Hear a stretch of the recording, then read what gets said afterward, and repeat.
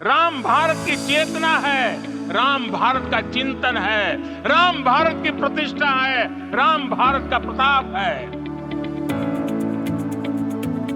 राम प्रवाह है, राम प्रभाव है। राम नेति भी है, राम नीति भी है। जिस घड़ी का सभी को बेसब्री से इंतजार था, आखिर वो शुभ घड़ी आ ही गई। रामलला राम मंदिर में विराजमान हो गए। विधि विधान से प्राण प्रतिष्ठा संपन्न हुआ। पीएम मोदी प्राण प्रतिष्ठा के बाद जब गर्भगृह से बाहर आए, श्री राम जन्मभूमि के मुख्य पुजारी महंत सत्येंद्र दास और मौके पर मौजूद अन्य साधु संतों के पैर छूकर उनका आशीर्वाद लिया। रामलला की प्राण प्रतिष्ठा से जुड़े कार्यक्रम में पहुंचे पीएम मोदी ने दोनों हाथ जोड़कर मंदिर परिसर के बाहर मौजूद लोगों का अभिवादन किया। फिर शुरू हुआ प्रधानमंत्री नरेंद्र मोदी का भाषण। प्रधानमंत्री नरेंद्र मोदी ने सियावर रामचंद्र की जय के साथ अपने भाषण की शुरुआत की। चंद्र की जय। श्रद्धेय मंच, सभी संत एवं ऋषिगण,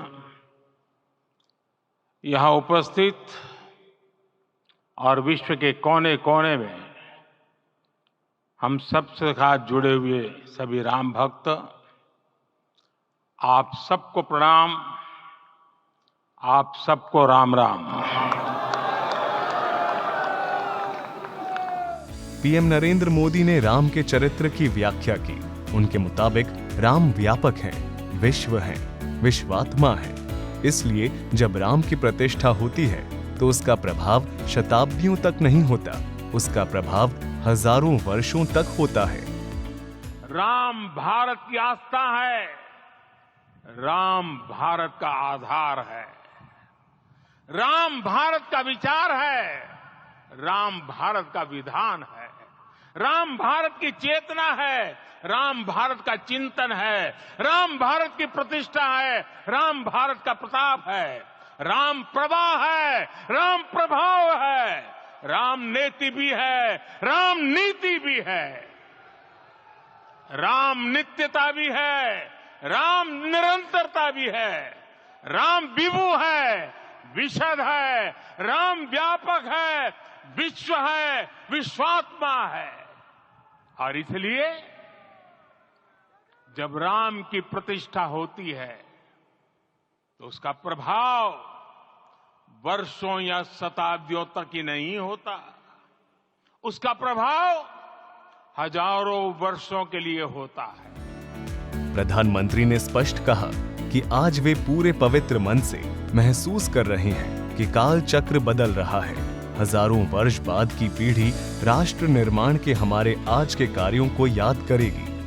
आज मैं पूरे पवित्र मन से महसूस कर रहा हूं कि काल चक्र बदल रहा है।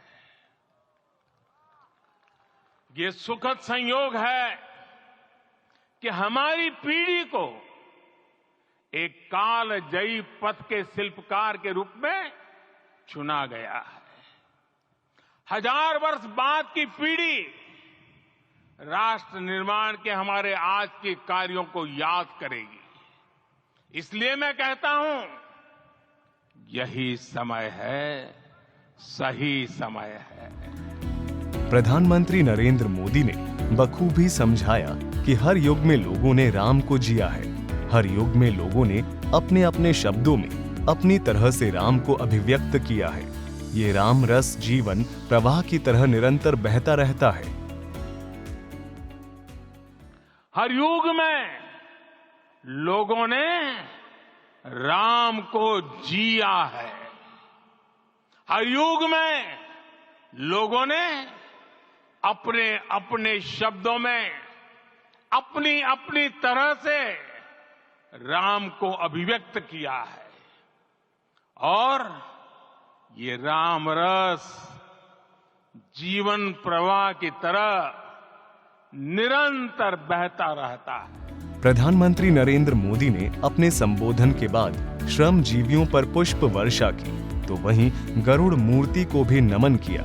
बहरहाल 22 जनवरी 2024 की तारीख स्वर्णिम अक्षरों में दर्ज हो चुकी है। सूर्या समाचार के लिए ब्यूरो रिपोर्ट।